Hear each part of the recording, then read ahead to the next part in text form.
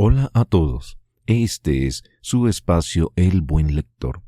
Continuamos con Enseñanzas de Jesús. Hemos seleccionado su fascinante palabra que encontramos en Caballo de Troya 3, Saidam. Información suministrada a JJ Benítez. Estos audios nos acercan a las charlas, las prédicas y frases que Jesús de Nazaret nos ofrece en cada uno de los libros Caballo de Troya. Hey, acomódate y disfrutemos juntos este audio resumen. Sin más, a lo que vinimos.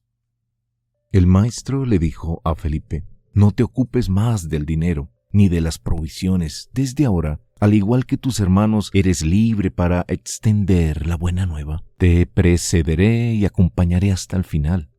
Mateo aguardó su turno. ¿Tu corazón, Mateo, está en disposición de obedecerme? Sí, Señor, estoy enteramente consagrado a seguir tu voluntad.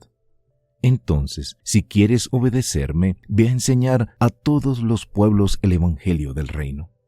No proporcionarás a tus hermanos las cosas materiales de la vida. Sin embargo, proclamarás la buena nueva de la salud y de la salvación espiritual. A partir de ahora, no tendrás otro objetivo que ejecutar el mandamiento de predicar este evangelio del reino del Padre. Igual que yo he seguido en la tierra la voluntad del Padre, tú cumplirás también tu misión divina. Acuérdate que judíos y gentiles son ambos tus hermanos. No tengas temor de ningún hombre cuando proclames las verdades salvadoras del evangelio del reino de los cielos. Allí donde yo voy, tú vendrás pronto.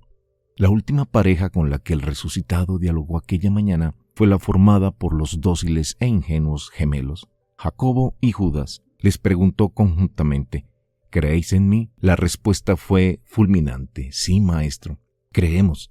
Jesús los contempló con ternura. Muy pronto os voy a dejar. Los hermanos, presintiendo su marcha, rompieron a llorar. Estaré poco tiempo en mi actual forma antes de ir con el Padre. ¿Creéis en mí? Sois mis discípulos y siempre lo seréis. Seguid creyendo cuando haya partido y recordad siempre vuestra asociación conmigo, incluso cuando regreséis a vuestro antiguo trabajo. No dejéis jamás que el cambio de labor influya en vuestra obediencia. Tened fe en Dios hasta el fin de vuestros días terrestres. No olvidéis que sois hijos de Dios por la fe y que todo trabajo honrado es sagrado para el reino. Nada de cuanto haga un hijo de Dios puede ser ordinario. Por lo tanto, haced ahora vuestro trabajo como si fuera para Dios. Cuando hayáis acabado en este mundo, Jesús levantó el rostro hacia el azul del cielo.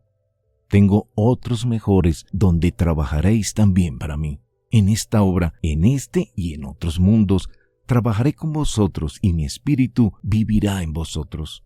Adiós, hasta que vuelva a todos mañana, a la hora sexta, en la montaña de vuestra ordenación.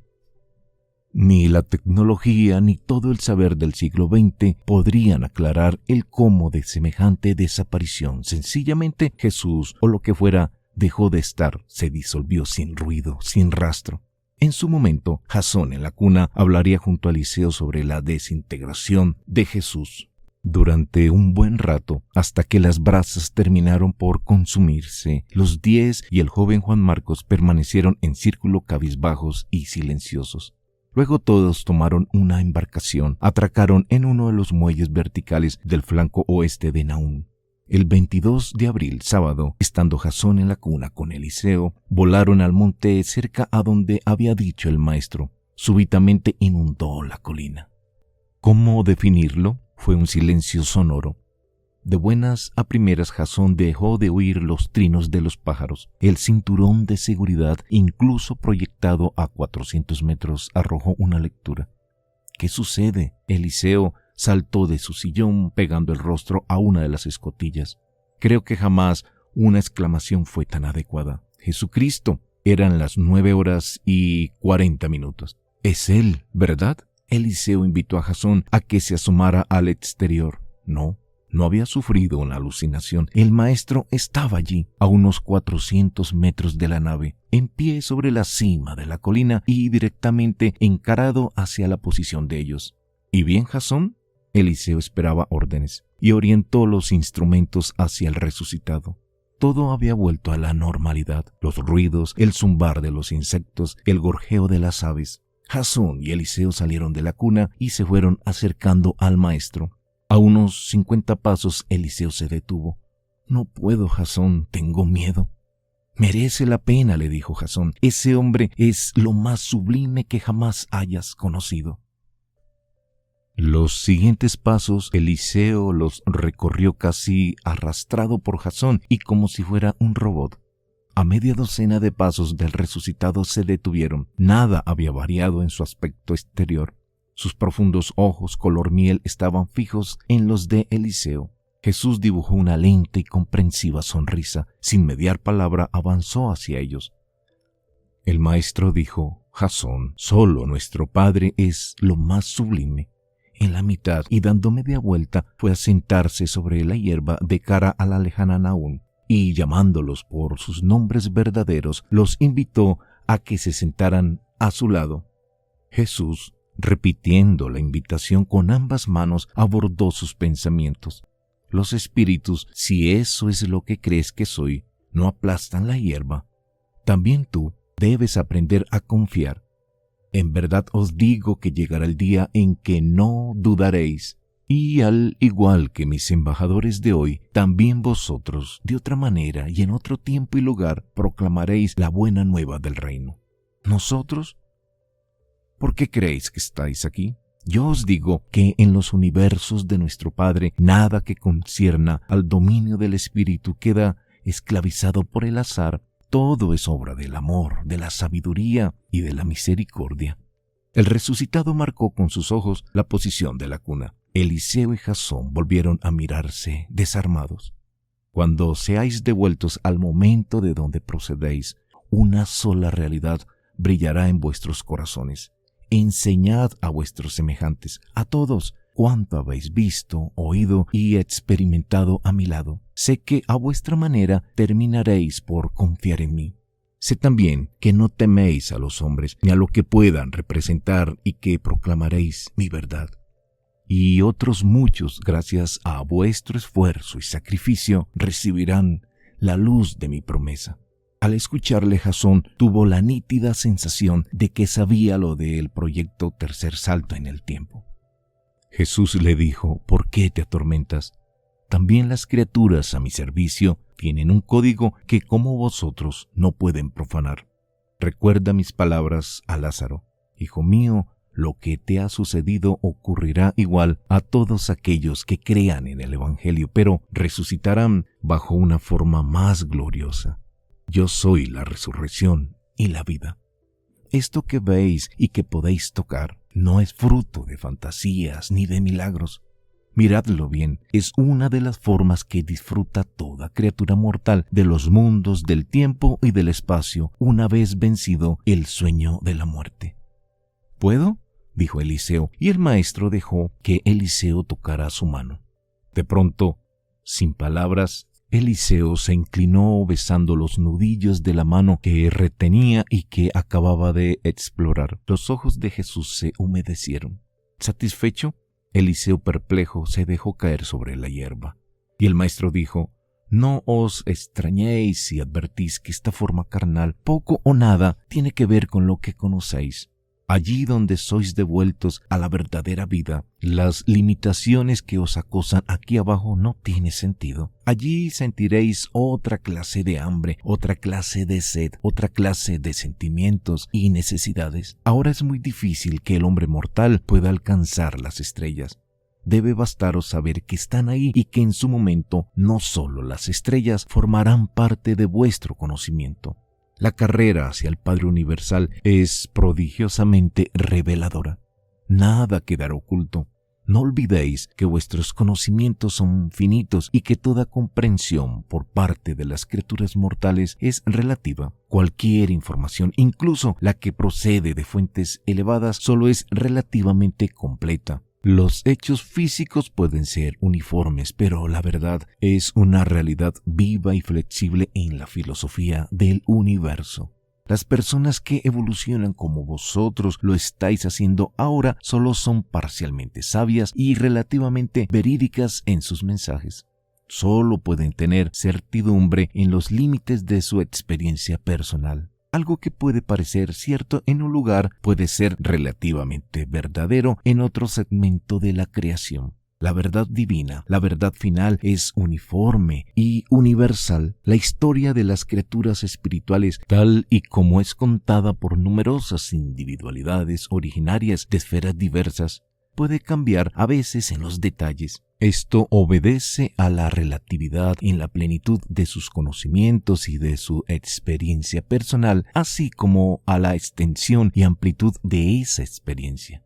La vida y las vicisitudes de los seres humanos se oponen a esa idea de la soberanía universal de Dios. El plan de nuestro Padre es fruto del amor y, en consecuencia, perfecto. Y hasta tal punto es así que las criaturas evolutivas como vosotros se ven necesariamente asaltadas por toda suerte de contingencias, solo en razón de su beneficio. ¿Qué me dices?, preguntó Eliseo, de la desesperanza, de la mentira, de la injusticia. El maestro alzó sus manos rogándole calma. Veamos, ¿la esperanza es deseable?, asintieron ellos al unísono. Pues bien, entonces es necesario que la existencia humana aparezca permanentemente enfrentada a la incertidumbre y a la inseguridad. ¿Y qué nos dices de la mentira? Decidme, ¿es bueno el amor a la verdad? No esperó la respuesta. En ese caso, es preciso que el hombre crezca en un mundo donde el error esté presente y la falsedad sea una cotidiana compañera. ¿Qué puedes decir ante la decepción? Lo mismo. ¿Es deseable la fuerza de carácter? Entonces, siendo así, la humanidad debe ser educada en un ambiente que la obligue a atacar duras pruebas y a reaccionar cuando llegue la decepción. ¿Y qué puedes alegar sobre el dolor? Tú lo has experimentado con creces. ¿Era necesario? ¿Es justo? El rostro del Galileo se endureció fugazmente. Tú deseas la felicidad, ¿verdad? Más que nada en este mundo, señaló Eliseo, aunque el enfermo no lo perciba con claridad, con el único fin de recordarle de cómo yo hice, debe abandonarse en las manos del Padre. Os lo he dicho, nada en el reino de nuestro Padre es causa del azar. El Padre esta vez tomó Jasón la iniciativa. Hablas tanto de él. Pero de verdad, maestro, ahora que no escucha nadie, ¿qué es el Padre? Jesús soltó una carcajada. ¿De veras crees que no nos escucha nadie? Como dos tontos, Eliseo y Jasón pasearon la vista a su alrededor. Tú amabas al tuyo, dijo Jesús. Eso te permite aproximarte un poco, solo un poco, a la magnífica realidad de nuestro verdadero Padre. El Padre universal no es un ser humano con largas barbas blancas, como a veces lo pintan sus criaturas, pero el ejemplo es válido. Él es el Dios de toda la creación, la causa centro primera de todas las cosas y de todos los seres. Debéis pensar en Él como un creador, después como un controlador, por último como un apoyo infinito. La verdad sobre el Padre universal empezó a despuntar sobre la humanidad cuando el profeta dijo: Tú, Dios, estás solo y nadie hay a tu lado. Tú has creado los cielos con todos sus ejércitos. Tú los preservas y tú los controlas. Es por los hijos de Dios que los universos han sido hechos. El Creador se cubre de luz como de un ropaje y extiende los cielos como un manto. Todos los mundos iluminados reconocen y adoran al Padre universal, el autor eterno y el sustento infinito de toda la creación. En innumerables universos, criaturas dotadas de voluntad han emprendido el largo, muy largo viaje hacia el paraíso y la lucha fascinante de la aventura eterna para alcanzar a Dios, el Padre. Las criaturas que conocen a Dios no tienen más que una ambición suprema, un único y ardiente deseo, el de parecerse en su propio mundo a lo que es Él en su perfección. ¿Mundos iluminados, dices?, preguntó Eliseo. ¿Es que hay vida inteligente y organizada fuera de la tierra? Jesús tomó un manojo de aquella fresca hierba y arrancándolo de raíz lo mostró preguntando: Decidme, ¿qué es más importante, esto o vosotros? Y añadió: ante vuestro Padre, vosotros sin lugar a dudas. ¿Creéis entonces que el Padre puede permitir que la hierba sea más numerosa que su prole? No has respondido a mi pregunta, Señor. ¿Qué es el Padre? Lo he hecho, Jasón, pero os pondré un ejemplo. Hace miles de millones de eones de tiempos, el primer inteligente que alcanzó la conciencia de sí mismo entró en el no tiempo después de experimentar un proceso que también duró miles de millones de eones de tiempos. En el mismo instante de la transición al no tiempo supo que con ello iniciaba un largo camino de realización absoluta de sí mismo que igualmente se prolongaría miles de millones de eones de tiempos en espera de que las humanidades en camino llegasen a formar parte de él. Y aquel ser pensó: yo seré vuestra meta, aunque me ignoréis. Yo seré vuestro propósito cuando tan solo me sospechéis. Yo seré vuestra imagen cuando creáis en mí. Yo solo seré Dios cuando vosotros seáis un todo conmigo, cuando lleguéis a ser Dios conmigo. Y juntos volveremos a empezar un proceso más allá del no tiempo, pues el tiempo habrá perdido su razón de ser. ¿Y tú qué nombre le das al Padre?, le dijo Eliseo. ¿Crees que podrías beberte el agua del Yan? No, maestro. Pues nuestro Padre es un lago al que se olvidaron de cercar. No te empeñes en comprender la naturaleza de Dios, siéntela. Los nombres que las criaturas le atribuyen dependen de la forma con que ellas conciban al Creador. La causa centro primera del universo nunca se ha revelado por su nombre, solo por su naturaleza. Al Padre le da lo mismo como le llames. Él no impone ninguna forma de reconocimiento, ni de culto oficial, ni de adoración servil a las criaturas dotadas de inteligencia y voluntad. Lo importante es que en lo más hondo de vuestros corazones le reconozcáis, le améis y le adoréis. ¿Sabéis cuál es el don más precioso del hombre? La consagración amorosa de la voluntad humana a la del Padre. De hecho, hijos míos, es el único don válido que el hombre puede ofrecer a Dios. ¿Quieres decir que no podemos ofrecer nada más? El hacer la voluntad de nuestro Padre lo es todo. En Él los humanos viven, se mueven y tienen su existencia. Ese es el verdadero culto que satisface plenamente la naturaleza del Padre Creador, dominado por el amor. Eliseo volvió a la carga. ¿Y tu maestro cómo le llamas? Te lo he dicho, Abba. Aquella palabra aramea venía a significar papá, el más entrañable de los vocablos que, por cierto, jamás era utilizado por los judíos cuando se referían a Dios. En espíritu, continuó, todos los hombres otorgados a Dios guardan idéntico significado, aunque en palabras y símbolos cada una de las denominaciones expresa el grado y la profundidad con que el Padre es entronizado en el corazón de sus criaturas. Y por ahí, dijo Eliseo señalando al cielo, ¿cómo le llaman? El rabí sonrió de nuevo. Cerca del centro del universo, de los universos, el Padre Universal es generalmente conocido bajo el nombre que viene a significar la causa primera. Más allá, en el exterior, en los universos del espacio, los términos empleados para designarlo coinciden con el de centro universal. Más lejos, en la creación estrellada, es conocido por primera causa creadora y centro divino. En una constelación vecina a la vuestra, Dios es llamado el Padre de los universos. En otra, el apoyo infinito. Hacia Oriente recibe el nombre de Divino Controlador. También ha sido calificado como el Padre de las Luces, el Don de la Vida y el único Todopoderoso. El universo de los universos del espacio, la creación estrellada. ¿Existe en realidad el paraíso o se trata de otra bella metáfora? Vosotros lo asociáis a un lugar pleno de felicidad y no estáis equivocados, pero mientras permanezcáis sujetos a la carne, jamás podréis aproximaros siquiera a su magnífico e inmenso esplendor. ¿Te atreverías a definirlo en 4 palabras? Centro de gravedad absoluta, o mejor, isla nuclear de luz. Muchos seres humanos piensan, dijo Eliseo, que al morir entrarán de lleno en el paraíso. ¿Están equivocados? Querido amigo, el hombre es como un niño, posesivo, inconsciente y atado únicamente al mundo cercano que le rodea. Ya te he dicho que la carrera hacia la perfección, hacia el paraíso o si lo prefieres, hacia nuestro Padre exige una dilatada preparación en otras moradas.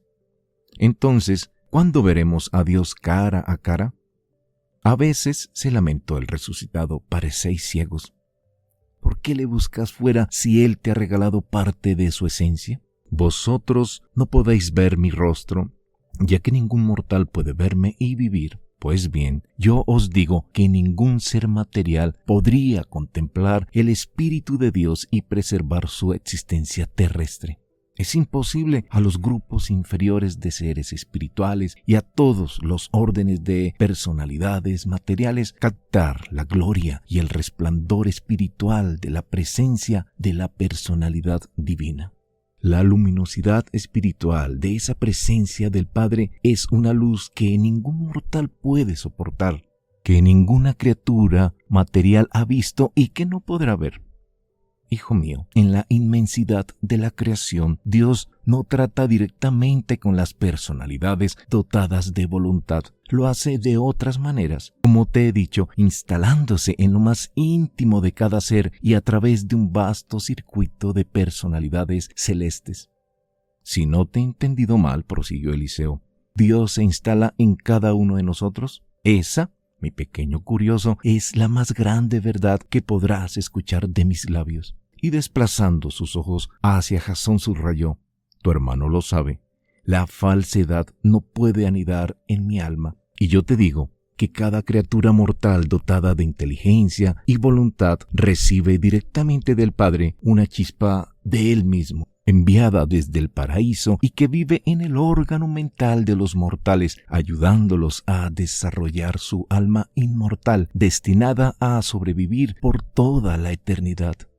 La presencia de este ajustador divino, así podríamos calificarlo, en la mente humana es revelada merced a tres fenómenos experienciales: a la aptitud intelectual para conocer a Dios, a la necesidad espiritual de encontrarle y al intenso deseo de toda personalidad de parecérsele. De pronto Jasón creyó entender la famosa frase bíblica, hecho a su imagen y semejanza, y el maestro, captando su hallazgo, se revolvió como un ciclón. Así es, Jasón, y en verdad te digo que en todas vuestras aflicciones Él se aflige. En todos vuestros triunfos Él triunfa en vosotros y con vosotros. Su divino espíritu es realmente una parte de vosotros, aunque la inmensa mayoría de los humanos jamás llegan a descubrirlo. Si es como dice, Señor, dijo Eliseo, si cada ser humano recibe esa chispa del mismísimo Dios, ¿qué sucede con aquellas criaturas que no llegan a nacer? Tú no ignoras que ayer, hoy y mañana el aborto provocado es una realidad. Mira a tu alrededor. ¿Qué ves? No sé, campos florecientes, colinas hermosas, un lago. Dime ahora, ¿crees que todo eso es consecuencia de la casualidad? Os lo he repetido, la creación entera es obra de nuestro Padre. El mar no soplaría, las mieses no madurarán y las tilapias no alimentarían a los hombres si Él no lo hubiera deseado. Todo obedece a un orden basado en el amor. Cualquier profanación de ese orden repercute en el resto. En consecuencia, incluso por puro egoísmo personal, las criaturas humanas deben respetar las leyes de la naturaleza. ¿Creéis de verdad que nuestro Padre está sujeto al error? Sus leyes son fruto del amor, y os aseguro que el amor es la única moneda válida en el universo, imposible de falsificar. Si el Padre es amor, terció Eliseo en la conversación, ¿por qué consiente el mal? El mal, mi atormentado amigo, es un concepto relativo. El mal potencial es inherente al carácter necesariamente incompleto de Dios, como expresión de la infinidad y de la eternidad limitada por el espacio-tiempo. El hecho del elemento parcial en presencia del total perfeccionado constituye la relatividad de la realidad. En todo el universo, cada unidad es considerada como una parte del todo. La supervivencia de la fracción depende de la cooperación con el plan y la intención del todo, del deseo sincero y del consentimiento perfecto de hacer la divina voluntad del Padre. Si existiese un mundo evolucionario sin error, sin posibilidades de juicios imprudentes, sería un mundo sin inteligencia. En mi universo hay millones de mundos perfectos, con sus habitantes perfectos, pero es preciso que el hombre en evolución sea falible, si de verdad desea ser libre. Es imposible que una inteligencia libre y sin experiencia sea uniformemente sabia a priori. Pero no confundáis error con pecado.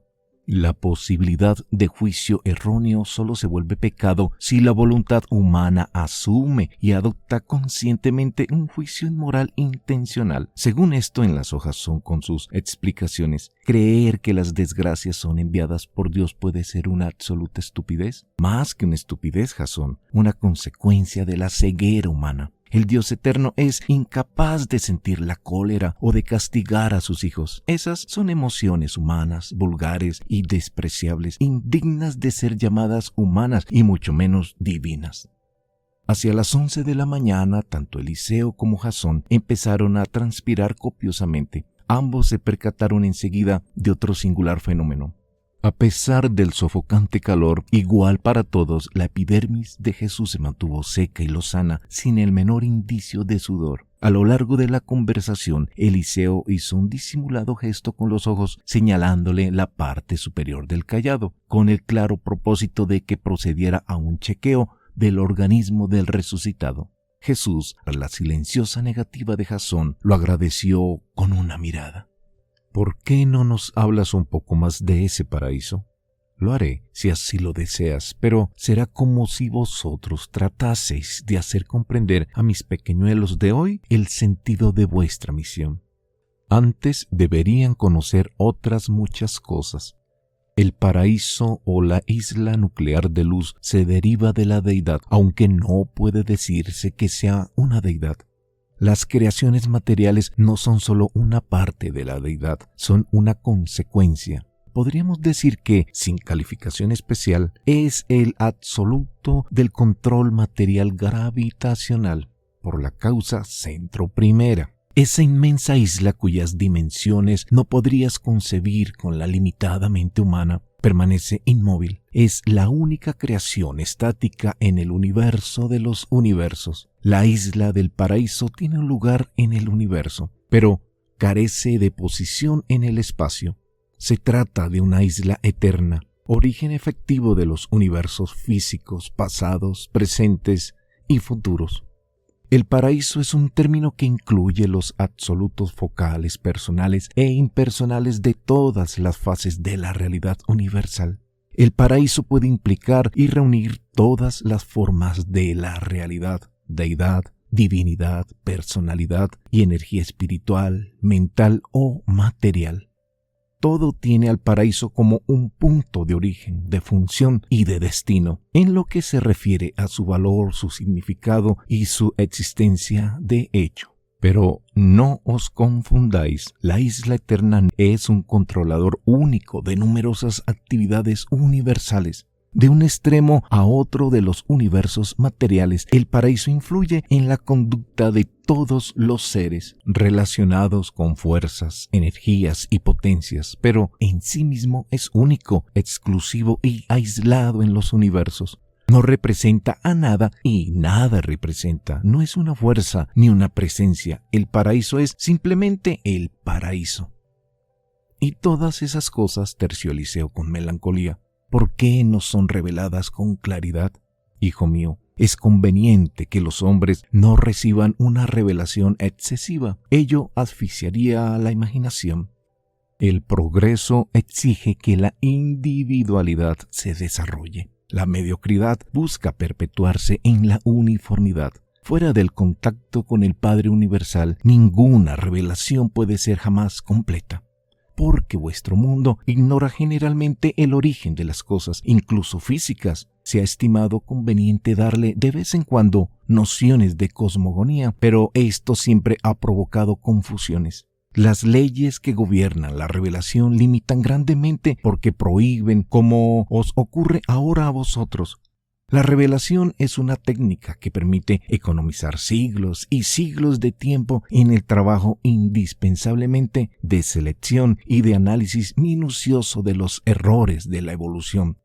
Pero esas revelaciones, intervino Eliseo, ayudarían a la ciencia. El maestro negó con la cabeza. La revelación no debe engendrar ciencia ni tampoco religiones. Vuestra ciencia, como la de todos los tiempos, es solo un espejo que refleja vuestra propia imagen cambiante. Y te diré más. Tanto la ciencia como la religión están permanentemente necesitadas de una autocrítica más intrépida y de una más clara conciencia de lo insuficiente de sus respectivos estatutos evolutivos. En los dos terrenos, los educadores humanos caen con frecuencia en el dogmatismo y en un abuso de confianza en sí mismos. Tú, maestro, no pareces muy amante de las religiones. El sectarismo, mi querido hijo, es una enfermedad de las religiones institucionales. En cuanto al dogmatismo, una esclavitud de la naturaleza espiritual. Es mucho mejor tener una religión sin iglesia que una iglesia sin religión. ¿Cuáles son, en tu opinión, los peligros de las iglesias? En otra oportunidad hablé de esto con tu hermano, pero si ese es tu deseo. Las religiones formalistas tienden a la fijación de las creencias y a la cristalización de los sentimientos, fosilizan la verdad, se desvían del servicio de Dios al de la Iglesia. Luchan entre sí y entre los hermanos en nombre del amor, propiciando las sectas y las divisiones, establecen autoridades eclesiásticas opresivas, conducen al nacimiento del falso estado mental, mantienen ideas falsas y exageradas sobre la santidad. Se tornan rutinarias y terminan venerando el pasado, ignorando las necesidades del presente. Dios mío, se lamentó Eliseo, pero tú también formarás una iglesia. Un crudo silencio cayó sobre la colina. El maestro le miró con dureza. Finalmente, señalando hacia Jasón con su mano izquierda, respondió sin rodeos. Si no deseas escuchar mis palabras, escucha al menos las de Jasón. Cuando el Padre permita que me acompañes, analiza bien mi proceder, juzga entonces en lo más íntimo de tu ser y recuerda lo que acabas de afirmar. Es importante que transmitas la verdad. Yo no vine al mundo a crear iglesias, solo a dar testimonio de nuestro Padre. La naturaleza humana es débil e involuntariamente mi mensaje será trastocado, surgiendo así una nueva religión. ¿Y cuál es tu religión? Os lo he dicho, hacer la voluntad del Padre, entregarse generosamente al amor y a la apasionante aventura de la búsqueda personal de Dios. Yo no deseo credos ni tradiciones que fosilicen el alma humana. Los que acepten mi mensaje jamás serán dogmáticos. Son las metas, no los credos, las que deben unir a los hombres. Y la que yo os he revelado es ligera y cristalina. Llegar al Padre, hacer su voluntad, descansar en Él. Jasón se interesó por el destino de esta caótica humanidad a la que él pertenece. En verdad os digo, las tribulaciones pasarán. Llegará el día en que los hombres olvidarán rencillas y oscuros intereses. Ese día, las naciones de la tierra, como un solo pueblo, aceptarán el doble mensaje que os traigo, que el Padre existe y que todos sois hermanos. Vuestro destino es la luz. Nadie os arrebatará ese derecho. Entonces, solo entonces hallaréis la paz. Para llegar a eso debéis aprender primero a gozar de los privilegios sin abusar de ellos, a disponer de la libertad como de un delicado recipiente de cristal que conviene manejar con delicadeza y a poseer el poder, rehusando utilizarlo para ambiciones personales. Tales son los indicios de una humanidad avanzada. El computador transfirió la alerta, haciendo vibrar la conexión auditiva. Alguien rondaba o se acercaba a la colina. Jesús alzó sus manos y se despidió con un lacónico «id pues». Hacia las 11:30, el radar confirmaba las señales infrarrojas. Algo se movía. Con la ayuda del ojo de Curtis y del resto del instrumental, se entregaron a una febril labor de observación de la escena y sobre todo del análisis del cuerpo del rabí de Galilea. Lo que aconteció en la cima de la colina no fue fácil de comprender. El Señor los saludó, invitándolos a que se aproximaran. El celote, más impresionado que el resto, fue el último en llegar hasta él. Y a una orden del resucitado, los 11 se arrodillaron a su alrededor. Entonces, levantando el rostro hacia los cielos, más que hablar, Jesús gritó, pleno de seguridad, poder y majestad: Padre mío, te traigo de nuevo a estos hombres, mis mensajeros. He elegido a estos para que me representen como yo he venido a representarte. Ámalos y acompáñalos como tú me has amado. Y ahora, Padre mío, dales la sabiduría, ya que pongo en sus manos todos los asuntos del reino. Nuevamente, Padre mío, te doy las gracias por estos hombres y los dejo bajo tu guardia. Aquello parecía una confirmación como mensajeros y embajadores del reino.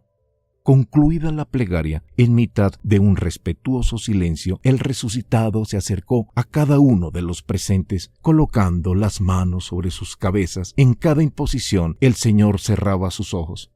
Permaneciendo así por espacio de varios segundos, solo Felipe y Simón Pedro, los más curiosos, se permitieron alzar ligeramente los ojos, espiando los movimientos de Jesús.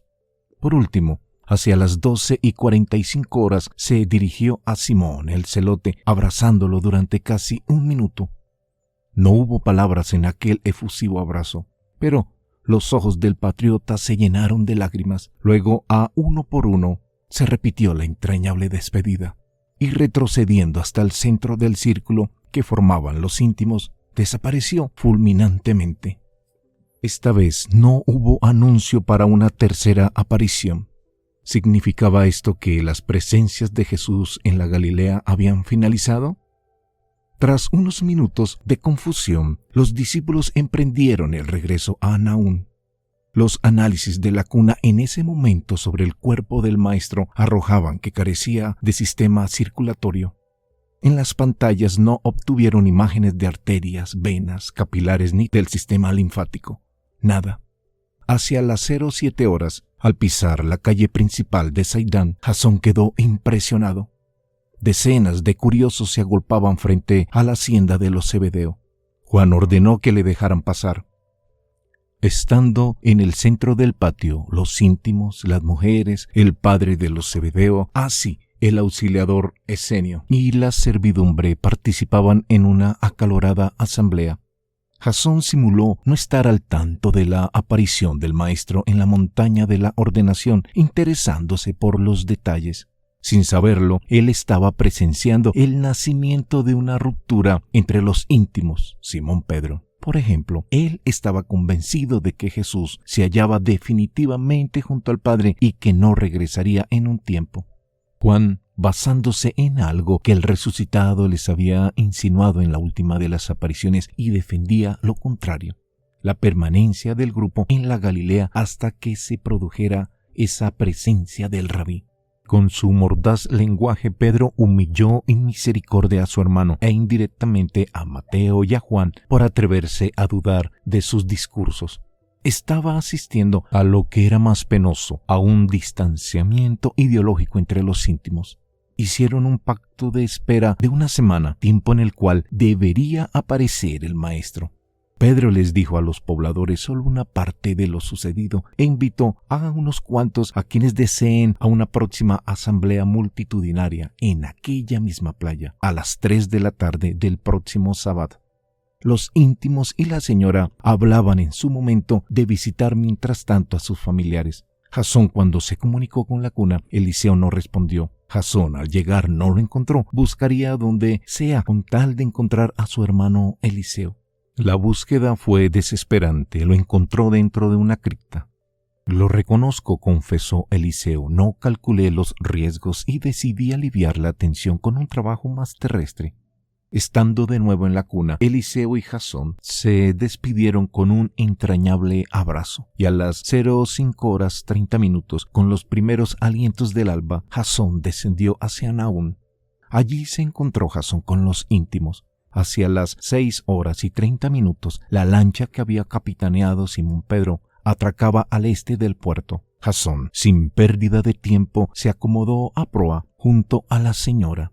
Una nueva y excitante aventura acababa de empezar. Amigos, este ha sido el resumen final de Enseñanzas de Jesús. Hemos seleccionado su fascinante palabra que encontramos en Caballo de Troya 3. Saidán, ten siempre presente que cuando tú lees o escuchas el audio de un libro, por sus palabras y sus líneas, ya no serás la misma persona.